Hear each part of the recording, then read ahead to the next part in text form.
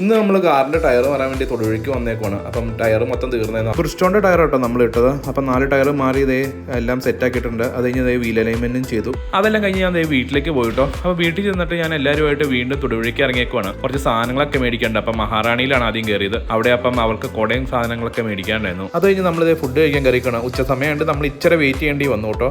അപ്പോഴത്തേക്കും ഇതേ ഫുഡ് വന്നിട്ടുണ്ട്. ചിക്കൻ റോസ്റ്റും പൊറോട്ടയും ചിക്കൻ 65 പിന്നെ പിള്ളേർക്ക് ബിരിയാണി കേട്ടോ നമ്മൾ പറഞ്ഞത്. 65 നല്ല സൂപ്പർ 65, നല്ല ക്രിസ്പി 65 ആയിരുന്നു. 65 റോസ്റ്റും പൊറോട്ട എല്ലാം കൂടെ കൂട്ടി ഒരു പിടി പിടിച്ചു കേട്ടോ. പിള്ളേർക്ക് രണ്ടുപേർക്കും ബിരിയാണി ഇഷ്ടമായിട്ട് അവരത് ആസ്വദിച്ച് കഴിക്കുന്നുണ്ട്. ഭക്ഷണം കഴിച്ച് നമ്മൾ നേരെ പോയത് ഒരു ഫുട്വെയർ ഷോപ്പിലേക്ക് കേട്ടോ.